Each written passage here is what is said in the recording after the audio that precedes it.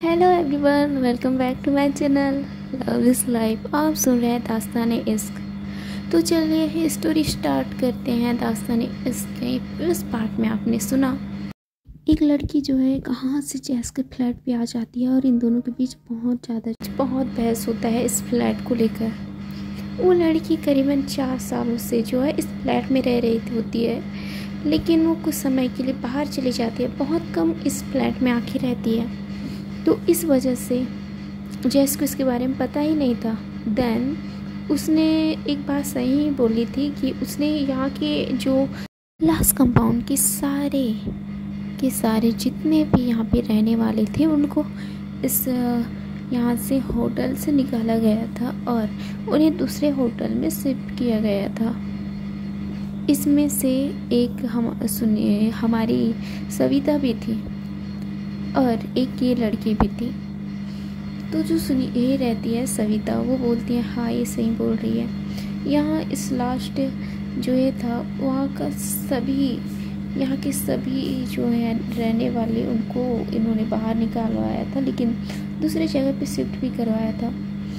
लेकिन यहीं से मेरा पुलिस स्टेशन जो है बहुत नज़दीक है, इसलिए मुझे यहाँ से ज़्यादा ये नहीं होता, मुश्किल नहीं होता, इसलिए मुझे यहाँ पे रहना पड़ता है। तो बोलते तो तुम कैसे रह रही हो इसके साथ, ये तुम मुझे रहने नहीं दे रही है। तो बोलती है मैं यहाँ का सारा काम करती हूँ इसलिए मुझे रहने दे रही है। ये उसके कान में धीरे से बोलती है। तो लड़की जो है उसकी आंखें जो है बड़ी हो जाती है। बोलते क्या? तो बोलते हैं हाँ ज़्यादा मत बोलो, वो सुन लेगी ना तो मुझे भी यहाँ से निकाल देगी। तो बोलते इसकी इतनी हिम्मत, तुम पुलिस वाली होकर भी? तो बोलती है मैं भी पुलिस वाली हूँ, देन ये भी है। तो बोलते एक लड़की होकर भी इतना घमंड? तो बोलती है आई डोंट नो। तो उधर वो लड़की जो है उसकी वो देखती है, बोलती है तुम एक लड़की हो, इसके बावजूद भी इतना घमंड, ये तुम पर ये नहीं होता। लड़की होने के बावजूद भी इतना घमंड कोई भी ये नहीं कर सकता। तो बोलती है जो जैस रहती है, बोलती है एक्सक्यूज़ मी, मेरे अंदर जो भी हो तुम्हें उससे कोई लेना देना नहीं होना चाहिए, सो प्लीज़ तुम यहाँ से निकल जाओ। तो लड़की बोलती है, बहुत बोलती है इस बारे में कि प्लीज़ मुझे रहने दो, लेकिन वो एक बात बोल देती है प्लीज़। तो उसके बाद उस बात को सुनकर जो जैस रहती है वो भी एग्री कर रहती है कि तुम ये रुक सकती हो, नो प्रॉब्लम। तो बोलते हैं थैंक यू सो मच। तो बोलते हैं इट्स ओके, वो रूम मेरा है तो तुम इस वाले रूम में रह लो। तो बोलते हैं ओके, वैसे भी वो मेरा ही रूम है, ऐसे बोलती है उस रूम की ओर जाने लगते हैं। तो जो जैस रहती है वो उसकी तरफ देखती है। तो लड़की जो है पूरा सामान जो है उस रूम में शिफ्ट करती है और बाहर आ जाती है, मतलब वहाँ पे रख लेती है अपना सूटकेस और बाहर निकलती है। वो बोलती है फाइनली मैं इस रूम में, इस फ्लैट में वापस आई गई। तो आपको बता दें कि वो लड़की ने आखिरकार जैस से ऐसा क्या कहा जिसकी वजह से जैस जो है उसे यहाँ पे रहने के लिए मान गई, उसको यहाँ पे रखने के लिए। एक्चुअली वो लड़की का जो भाई रहता है वो एक ये था, मतलब पायलट था। तो जिस मंजिल पे ये रहती थी वहाँ से उसका जो भाई है, उसका जो एयरपोर्ट है वो वहाँ से ज़्यादा दूर नहीं था, वहाँ से आराम से दिखता था। देन वहाँ से जब वो फ्लाइट जो है आसमान की ओर बढ़ता था तो उसी माले के ऊपर से जाता था। तो वो उस माले से अपने भाई की उस इसको देखती थी, प्लेन को देखती थी और बहुत खुश होती थी। इस वजह से वो उस फ्लैट में रहती थी। एक्चुअली उसका भाई जो है वो इस दुनिया में नहीं रहता, क्योंकि उसका जो है फ्लाइट में कुछ प्रॉब्लम होने की वजह से करीबन 4 साल पहले उसका जो है फ्लाइट ब्लास्ट हो जाता है।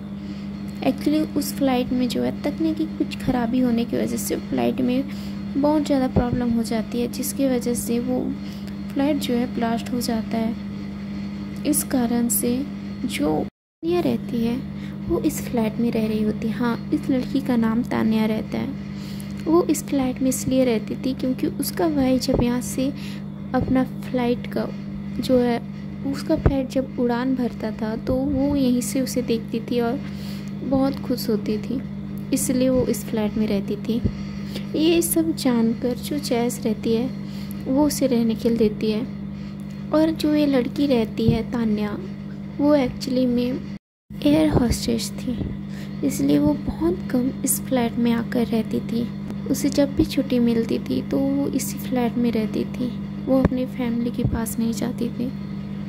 ये बात जो है वो थोड़ा रोते हुए बोलती है, तो जो दही रहती है हमारी जैस, वो थोड़ा इमोशनल हो जाती है और उसे यहाँ पे रहने के लिए मान जाती है, उसको यहाँ पे रखने के लिए। देन जो जासूस रहता है वो जैस के बारे में पूरी जानकारी जो है हासिल करता है और जेनिफर के पास जाता है और बताता है कि जो ये है जैस, वो एक लड़की के साथ रहती है। उसके साथ साथ उसने एक चीज़ और नोट किया रहता है कि एक और लड़की वहाँ पे रहती है, मतलब तान्या। उसने तान्या को और जो है और सरिता को देखा रहता है। तो ये सारी जानकारी जो है जेनिफर को वो लड़का देता है। तो जेनिफर थोड़ा सा इस बात को सुन के कुछ जेलिस जैसे महसूस करती है, मतलब थोड़ा सा जेलिस हो जाती है कि उसके साथ दो लड़कियां रहती हैं, क्योंकि यार वो पार्टनर थी तो पार्टनर को तो जेलिस होना बनता है ना, लाजमी है ये तो थोड़ा सा जल जाती है कि उसके साथ कोई दो लड़कियां रहती हैं और उसे पता रहता है कि जो जैस है उसे गर्ल्स में इंटरेस्ट है। तो उसे लगता है कि इसने तो मेरे बीच और अपने बीच के रिश्ते को जो है एक शर्त के हिसाब से जो है समझौता किया गया रहता है। एक्चुअली इन्होंने एक समझौता किया रहता है कि अगर आपको आपके आगे वाले लाइफ में कोई और पसंद आए तो आप उससे शादी करने के लिए छूट है। मतलब उसने जो जैस ने जेनिफर को ये बात बोली रहती है कि तुम्हें अगर आगे चल के कोई भी इंसान पसंद आए तो तुम बेफिक्री से तुम शादी कर सकते हो। मैं हम दोनों के रिश्ते के बारे में उस इंसान को बिल्कुल नहीं बताऊंगी, डोंट वरी। ऐसे पूरी जो है बीच जो है डील हुआ रहता है।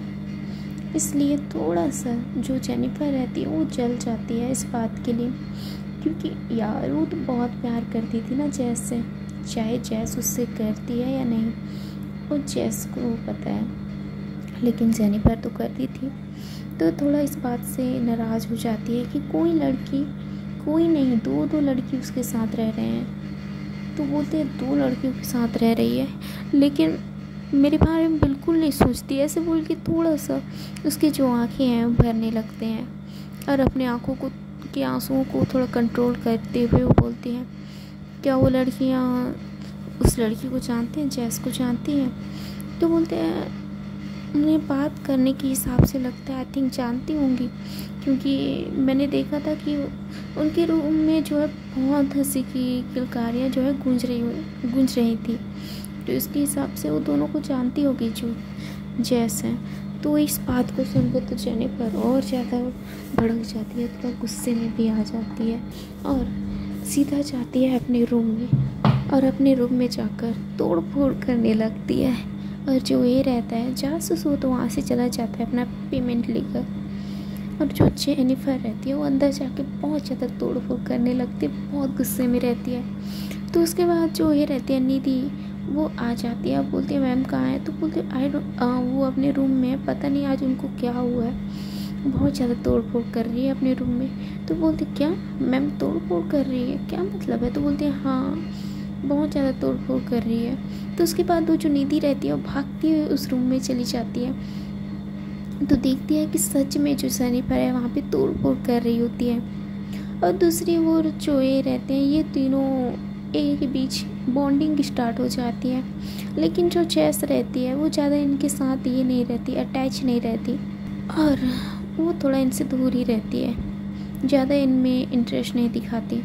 तो ये लड़कियां भी दोनों जो रहती हैं, जो तानिया और श्वेता जो रहती हैं, वो भी थोड़ा सा इससे ये हो जाते हैं, बोरिंग हो जाते हैं, बोर हो जाते हैं। तो जो श्वेता रहती है वो तानिया से बोलती यार अगर तुम नहीं रहती तो मैं तो यहाँ बोर हो जाती। तो तानिया बोलते हैं डोंट वरी यार, मैं हूँ ना। अब तुम्हें बोर तो होना तो नहीं पड़ेगा क्योंकि मैं हूँ, तो डोंट वरी। ऐसे वो जो ये रहती है तान्या वो बोलने लगती है। तो सुनिए जो श्वेता रहती है वो भी खुश हो जाती है। और जो ये रहती है जैस, वो अपने रूम में जाती है, खुद को फ्रेश करती है और सो जाती है क्योंकि उसे जाना रहता है तो उसे सोना तो पड़ेगा ही शाम को। तो उसे अचानक से जो रहता है वो जब सोई रहती है कि उसके पास जो इंचार्ज रहता है मिस्टर राठौर, वो कॉल करता है और बोलता है हेलो जैस। तो जैस बोलते हैं यस सर, आप कॉल इस वक्त। तो बोलते हैं तुम्हारा जो नाइट शिफ्टिंग है उसे मैं मॉर्निंग कर रहा हूँ। तो बोलते क्या, पर क्यों, कोई प्रॉब्लम हुई है क्या सर? तो बोलते नहीं ऐसे कोई प्रॉब्लम नहीं हुई है, लेकिन तुम्हारी ज़रूरत जो यहाँ पे पड़ सकती है। तो बोलते पर सर मुझे मॉर्निंग ड्यूटी तो नहीं करनी है, मुझे नाइट ही ठीक लगता है तो प्लीज़ मुझे नाइट में कर दीजिए ना प्लीज़ सर। तो ऐसे जो जैस रहती है वो रिक्वेस्ट करने लगती है सर से, मतलब मिस्टर राठौर से, जो इंचार्ज रहता है उनसे। तो वो इंचार्ज जो रहता है बोलते हैं पर, तो बोलते प्लीज़ सर। तो जैस की बात को सुन के जो राठौर रहता है वो मान जाता है और बोलता है ओके नो प्रॉब्लम। तो उसके बाद जो जैस रहती है वो स्माइल करती है, बोलती है हाँ सर कोई प्रॉब्लम था क्या? तो बोलता है वो कि तुमने जिन दो इंसानों को पकड़वाया है, तुम्हें पता है उनका जो कनेक्शन है बहुत ऊपर तक है। तो जो जैस रहती है बोलते हैं आई डोंट नो सर, वैसे भी उनके खिलाफ इतने सारे सबूत हैं हमारे पास, ये काफ़ी नहीं है क्या? तो जो इंचार्ज रहता है वो स्मेल करते हुए बोलता है नहीं बहुत काफ़ी है, इसके हिसाब से तो उन्हें करीबन 10-11 साल की जो है सज़ा तो मिल सकती है। तो जो जैस रहती है वो बोलते हैं तो इस बारे में इतना क्यों सोच रहे हो सर? तो बोलते हैं, तो जो इंचार्ज रहता है वो बोलता है इस बारे में सोचने का कुछ और ही ये है जैस, तुम नहीं समझोगी। तो बोलते हैं ओके सर। तो बोलता है वो जो इंचार्ज रहता है ठीक है तुम आराम करो, वैसे भी तुम नाइट ड्यूटी करना चाहती हो। तो जैस रहते हैं वो बोलते हैं यस सर। तो जैस जो है आराम करने के लिए वहाँ पे लेट जाती है, सो जाती है और करीबन उसकी नींद जो है 7 बजे खुलता है, शाम के 7 बजे। और ये दो लड़कियाँ जो है बहुत ज़्यादा इनके बीच जो है ये चल रहा होता है, मतलब हंसी मजाक इनसाइड चल रहा होता है। तो जैस जो है उठती है और इनकी जो हल्ला गुल्ला रहता है उसे सुनकर थोड़ा इरिटेट हो रही होती, लेकिन कुछ नहीं बोलती, जाती है सीधा रेडी हो जाती है और बाहर आती है और बोलती है क्या तुमने कुछ बनाया है? तो जो ये रहती है वो बोलती है हाँ मैंने बनाया है, तुम खा लो और चले जाओ। तो उसके बाद जो ये रहती है जैस वो सीधा जाती है और खा लेती है, खाती है और वहाँ से निकल जाती है। तो तानिया जो है बोलती है क्या ये कभी कुछ नहीं बनाती? तो बोलती है नहीं कुछ नहीं बनाती। तो बोलते हैं हाँ मैं ही बनाती हूँ, एक्चुअली उसने एक शर्त रखा है कि मैंने पहले ही बताया था तुम्हें कि मुझे यहाँ पे रहना है, रहने के साथ साथ मुझे घर का सारा काम करना पड़ेगा, उसके अकॉर्डिंग वो मुझसे इस फ्लैट का जो ये है वो नहीं लेगी। तो बोलते क्या नहीं लेगी? तो बोलते हैं हर महीने का जो ये रहता है किराया वो नहीं लेगी। तो बोलते क्या? तो बोलते हाँ अच्छी बात है। तो बोलते अच्छी तो बात है, बहुत अच्छी बात है मेरे लिए। तो बोलते तो ऐसे बोलते हैं। उसके बाद जो ये रहती है जैस वहाँ से निकल जाती है पेट्रोलिंग के लिए जाती है और वो उसी जो है दूसरे एरिया में जाती है पेट्रोलिंग के लिए और वहाँ पे घूमने करने लगती है, मतलब छानबीन मतलब चेक करने लगती है कि कोई प्रॉब्लम तो नहीं है। तो चेक करती है तो वहाँ पे कोई प्रॉब्लम नहीं रहता। तो इस बीच वो वापस जो है पूरा ये करके घूम कर वापस पुलिस स्टेशन आ जाती है। रात के करीबन 12 बज चुका रहता है, 12 बजा रहता है। तो वहाँ पे आ जाती है और कुछ काम करने लगती है, काम करती है। देखते ही देखते मॉर्निंग हो जाता है। मॉर्निंग होता है तो वहाँ से वो चाहने लगती है तो वहाँ से निकल जाती है। मॉर्निंग का टाइम था, सुबह का करीबन 5 बज रहे होते हैं। तो वहाँ से वो निकल जाती है और रास्ते में जाते हुए एक्चुअली वो अपनी स्कूटी से जा रही होती है, एक्टिवा से। तो देखती है कि रास्ते में कुछ लड़के जो हैं एक लड़के को परेशान कर रहे होते हैं। करीबन वो लड़के जो है 10-11 लड़के थे और लड़की एक थी। लड़की को देखने से लग रहा था कि वो जॉगिंग के लिए निकली है, उसने जॉगिंग ये पहना था। तो उसे देख के थोड़ा जेस जो है वहाँ पे रुकती है और सोचती है क्या हो रहा है यहाँ पे।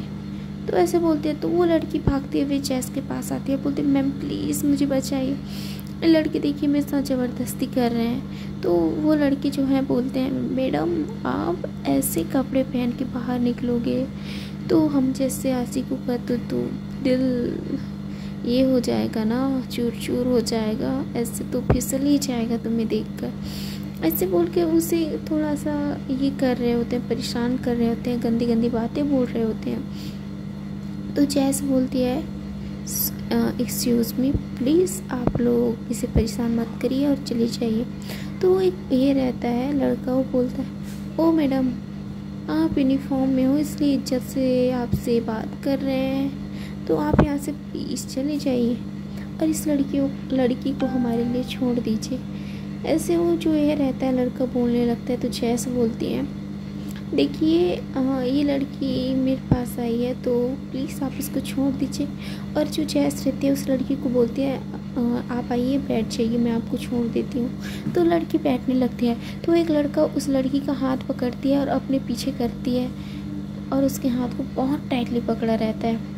तो जैस ये देखती है उसकी ये हरकत और वो जो है पीछे मुड़ते बोलती है मैंने कहा ना उसे छोड़ो, हमें जाने दो, मुझे यहाँ पे कोई प्रॉब्लम क्रिएट करने में कोई इंटरेस्ट नहीं है, तो हमें जाने दो।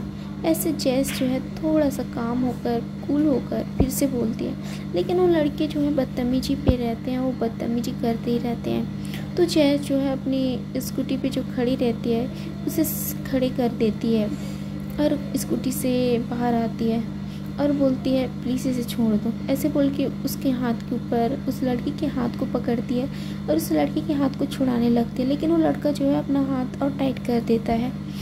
तो जैस ये हरकत देखकर उसकी तरफ घूर के देखती है, बोलती है मैंने कहा इसके हाथ को छोड़ो। तो लड़का बोलता है मैं नहीं छोड़ूंगा, क्या कर लेगी, चल जो करना है वो कर ले, जो उखाड़ना है उखाड़ ले। ऐसे वो लड़का बोलता है।